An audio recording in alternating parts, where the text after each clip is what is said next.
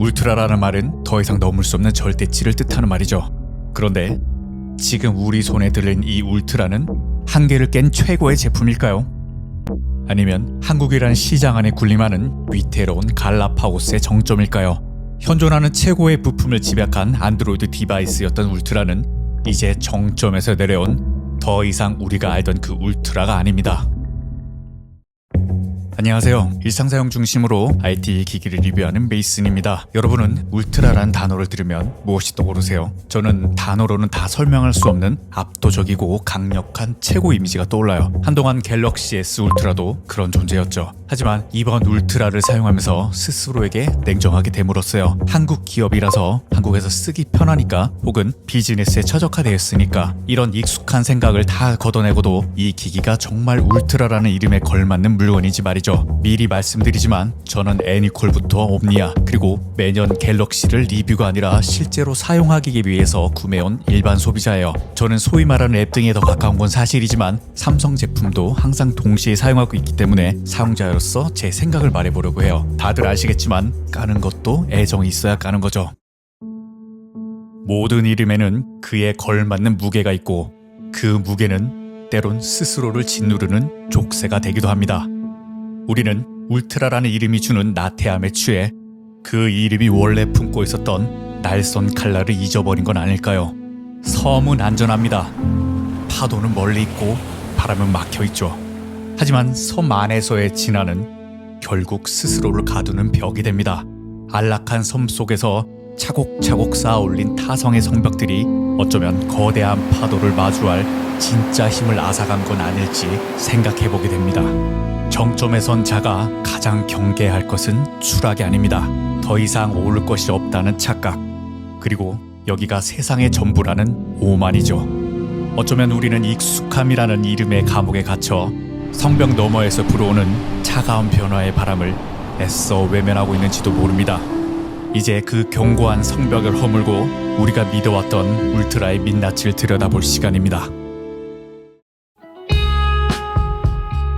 우선 본질적으로 도대체 어떤 부분이 그동안 울트라라고 불러도 인정할 수밖에 없게 만들었을까요? 과거의 울트라는 명확했어요. 타협 없는 스펙, 안드로이드 진영에서 구현 가능한 최상위 기술의 집약체, 즉 기술적 사치의 정점이었어요. 하지만 2026년 현재 갤럭시 S26 울트라를 보면 우리가 과거에 느꼈던 그 경외감을 느낄 수 있을까요? 저는 단호하게 아니라고 말하고 싶어요. 지금의 울트라는 혁신과 최고의 결과물이 아니라 치밀하게 계산된 타협의 산물이기 때문이에요. 스마트폰에서 가장 중요한 AP는 퀄콤의 스냅드래곤 8 엘리트 5세대를 사용하고 있는데 갤럭시용으로 커스터마이징을 했어요. 현재 안드로이드 최고의 압도적인 연산 성능과 NPU를 가지고 있지만 이건 퀄컴과 TSMC의 성과지 갤럭시 자체의 성과는 아니죠. 진짜 갤럭시의 실력은 이 강력한 엔진을 담아낼 하드웨어 아키텍처에서 드러나야 한다고 생각해요. 이번에 7.9mm라는 얇은 두께로 진화한 건 좋지만 칩셋이 뿜어내는 열을 물리적으로 감당하지 못하는 걸로 보여요. 이 문제를 해결하기 위해서 티타늄 바디에서 알루미늄 바디로 소재를 변경하고 베이퍼 챔버를 키웠지만 3D 마크 스트레스 테스트 기준 성능 유지력이 60%를 밑돈다고 알려져 있어요. 이건 엔진은 페라리인데 냉각 장치는 아반떼 수준이라 결국 가열 때문에 제 성능의 절반밖에 못 쓰는 격이죠. 그리고 가장 문제 중에 하나는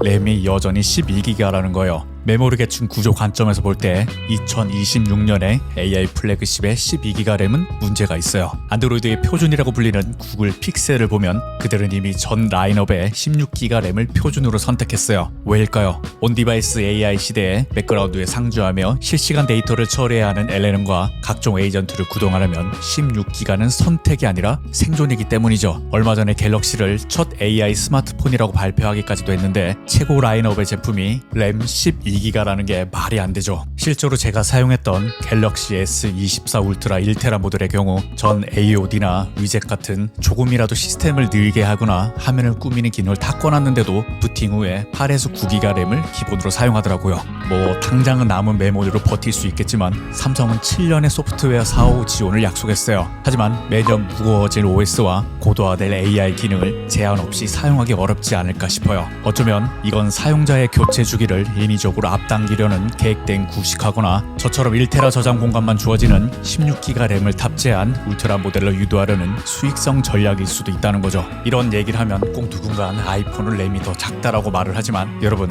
아이폰과 안드로이드 스마트폰은 태생적으로 달라요. 램이 적어도 안드로이드보다 더 쾌적하고 램 관리가 잘 되는 자체 OS 때문에 그 차이가 명확한 거죠. 게다가 갤럭시는 순정 안드로이드 위에 원 UI라는 거대한 커스터마이징 레이어를 얹혀요. 편의 기능이 많을수록 랩 상주 데이터는 늘어날 수밖에 없죠. 구글 픽셀폰이 16기가를 기본으로 정한 건 구글이 앞으로 안드로이드 디바이스의 모든 기능을 활용하려면 최소 16기가가 되어야 한다고 선언한 거라고 보시면 돼요. 그런데 삼성은 7년 업데이트를 약속하면서 12기가를 고수한 거죠. 이건 7년 뒤에 기기를 못 쓰게 만들겠다거나 기능을 모두 지원하지 않겠다는 계획이기도 하죠. 마지막으로 광학 하드웨어도 정체되어 있는데요. 카메라 스펙 시트만 보면 화려해 보이죠. 2억 화소라는 숫자에 속지 마세요. 사진의 본질은 결국 빛이에요. 중국 브랜드가 1인치 센서로 판형을 키워 수광량을 물리적으로 확보할 때 삼성은 소프트웨어 보정에만 매달리고 있어요. 하지만 아무리 뛰어난 AI라도 물리적인 센서 크기가 주는 광학적 심도와 노이즈 억제력의 차이는 메울 수가 없어요. 샤오미, 오포, 비보 같은 중국 브랜드들은 이미 1인치 타입의 거대한 센서인 IMX989, LIT900 시리즈를 탑재하고 잔망경 구조에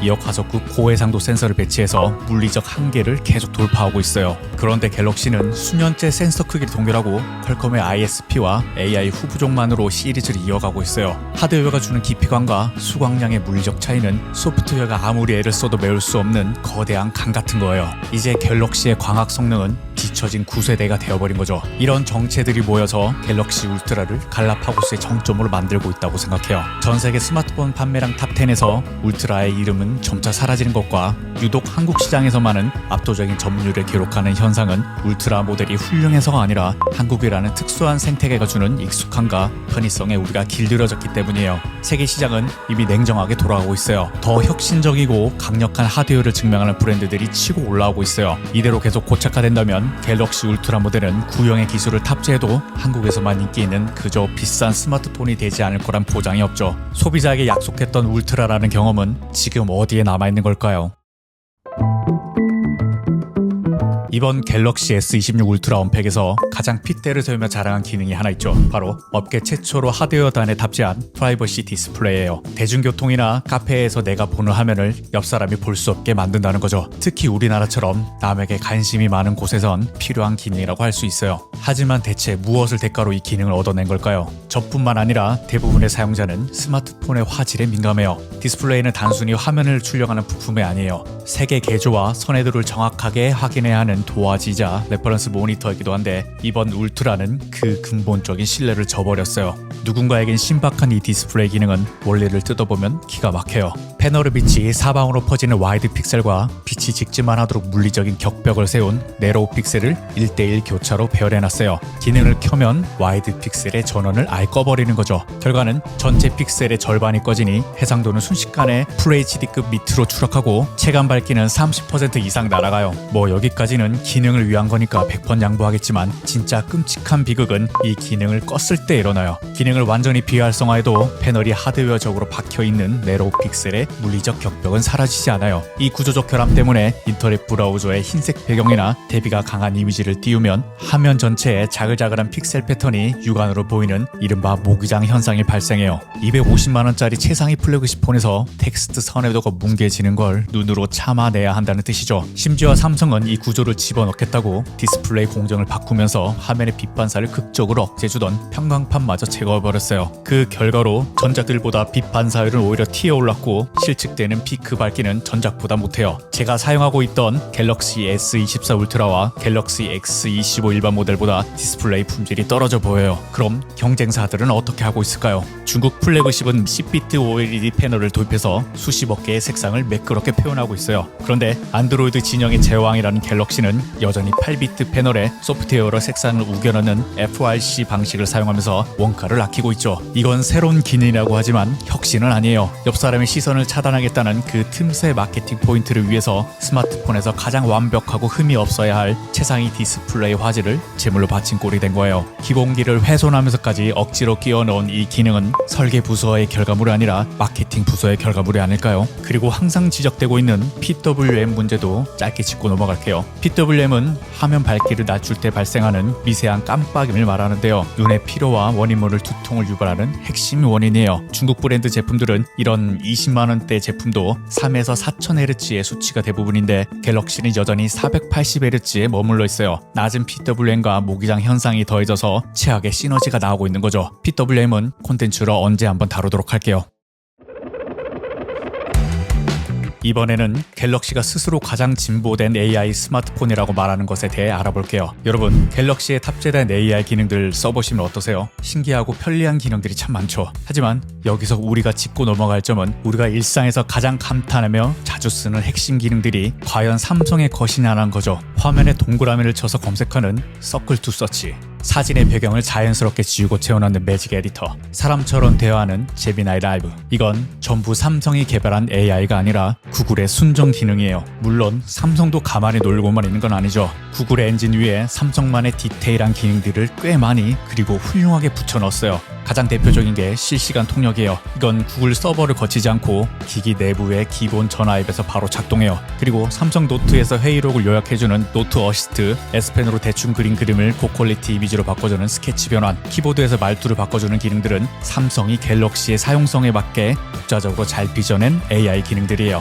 하지만 삼성의 독자 AI는 어디까지나 앱 단위의 편의성에 머물러 있는 게 사실이에요. 안드로이드의 찐 주인이자 스탠다드인 구글 픽셀 폰과 비교해보면 그 깊이의 차이가 확연히 드러나요. 픽셀은 OS 가장 깊숙한 곳에 AI가 네이티브로 통합되어 있어요. 이른바 에이전틱 AI라고 해서 사용자가 화면을 보고 있으면 AI가 문맥을 파악해서 알아서 우버를 호출하거나 배달 앱을 열어 결제 직전까지 세팅해버려요. 픽셀4는 AI가 폰 전체의 제어권을 쥐고 움직이는 자율주행 수준으로 진화하고 있는 거죠. 중국 브랜드들은 또 달라요. 그들은 구글 서비스를 못 쓰니까 아예 독자적인 로컬 언어 모델을 만들었어요. 아너 같은 폰은 손가락 관절로 제스처 하나만 취하면 AI가 150개의 앱을 스스로 연동시키고 오폰은 말 한마디에 폰 내부 데이터를 긁어 모아 전문적인 PDF 보고서를 만들어내요. 생존을 위해서 독자적인 AI 생태계를 구축해버린 거죠. 자, 그럼 갤럭시는 어디에 서 있을까요? 픽셀처럼 OS를 완전히 지고 흔드는 시스템 장악력도 부족하고 중국 브랜드들처럼 목숨 걸고 만든 독자적인 AI 엔진 파괴력도 부족해요. 구글이 열어준 거대한 인프라 위에서 S펜이나 기본 앱에 의존해 예쁜 포장지를 더 씌우는 데 집중하고 있죠. 결국 갤럭시가 하드웨어에 이어 소프트웨어 최전선인 AI 생태계에서도 주도권을 온전히 쥐지 못한 채 구글의 강력한 파트너이자 고급 하드웨어 하청업체 사이에서 아슬아슬한 줄타기를 하고 있는 것 같아요. 이것이 제가 감히 갤럭시 S26 울트라를 최고의 AI 폰이라고 부르기 주저하는 진짜 이유예요.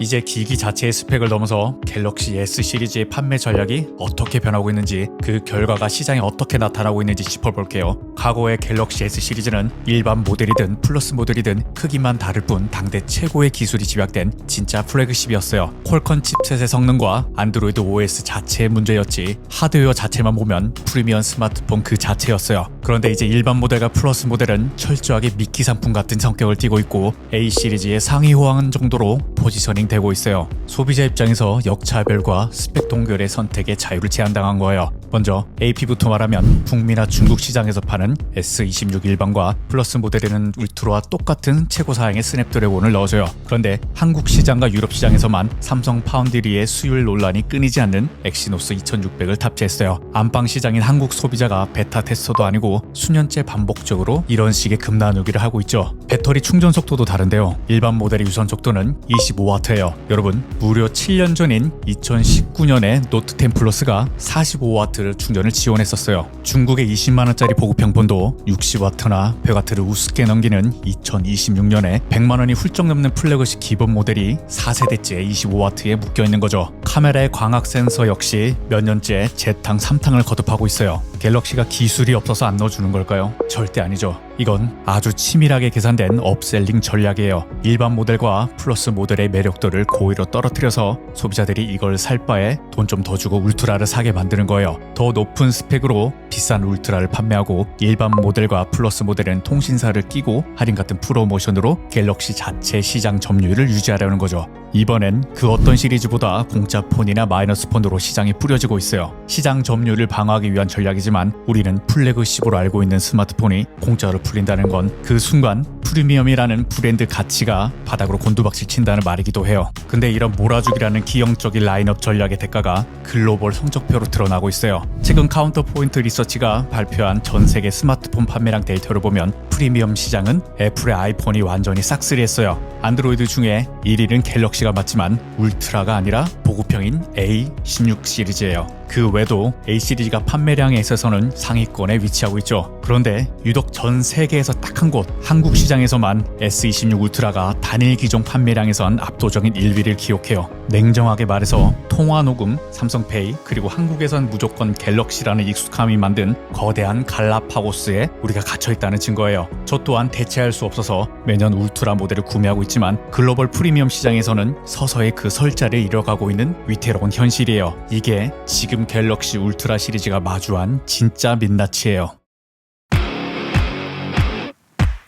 이렇게 말하면서도 저도 그렇고 많은 분들이 왜 250만 원을 주고 이 울트라를 또 구매했을까요? 우리가 단순히 통화녹음이나 삼성페이 때문일까요? 아니면 대안을 찾지 못해서 그랬을까요? 물론 확실한 대안이 없기도 하지만 그 밑바탕에는 갤럭시라는 브랜드의 깊은 애정과 신뢰가 자리 잡고 있어요. 냉정하게 말해서 단점도 많지만 갤럭시 울트라는 여전히 안드로이드 진영에서 가장 믿음직한 올라운더 스마트폰이에요. 업무의 질을 높여주는 S펜의 생산성, PC를 대체할 만큼 훌륭한 삼성 덱스, 어떤 상황에서도 무난하게 잘 나오는 카메라, 그리고 전국 어디에서나 받을 수 있는 압도적인 AS 인프라까지 오랜 시간 우리 삶의 방식에 맞춰진 친숙한 기기예요. 저를 포함한 많은 하이엔드 유저들에게 갤럭시는 단순한 전자기기가 아니에요. 100배 스페이스 줌으로 달을 찍고 남들이 쳐다보지도 않던 대화면과 펜을 고집하며 시장을 선도했던 안드로이드의 자존심이자 기술의 삼성이라는 묘한 자부심을 공유하는 브랜드 가치를 가지고 있어요. 제가 12기가 램을 꼬집고 금나누기를 비판하고 원가제감에 쓴소리하는 이유는 갤럭시에 대한 기대치가 여전히 높기 때문이에요.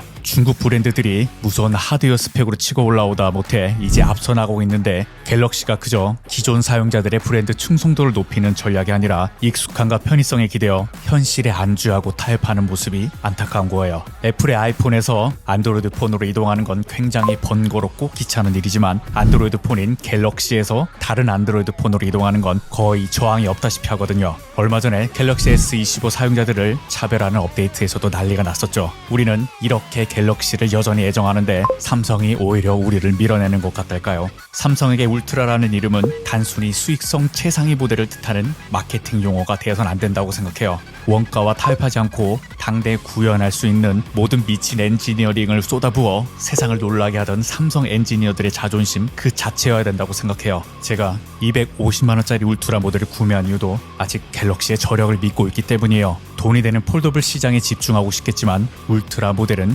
정말 울트라답게 남아줬으면 좋겠어요. 오늘 제가 준비한 갤럭시 S26 울트라의 솔직한 이야기는 여기까지예요. 원래는 기능 중심으로 리뷰를 준비했었는데 그것보단 이런 식의 내용을 전달하고 싶었던 게 제 진심이라 이런 영상을 만들게 됐어요. 여전히 한국 시장에서 선택할 수 있는 가장 최고의 안드로이드 스마트폰이지만 아쉬움이 남는 모델이에요. S25 울트라 모델을 사용하시는 분들이라면 굳이 갈아타지 않으셔도 될 것 같고 사실 S24 울트라 모델을 사용하시는 분들도 계속 사용하셔도 될 것 같아요. 여러분들은 이번 울트라 모델이 이름에 걸맞는 최고의 제품이라고 생각하는지 아니면 저처럼 아쉬움이 남는 시리즈라고 생각하는지 궁금하네요. 지금까지 일상 사용 중심으로 IT 기기를 리뷰하는 메이슨이었습니다. 제 영상이 유익하셨다면 구독과 좋아요를 부탁드려요.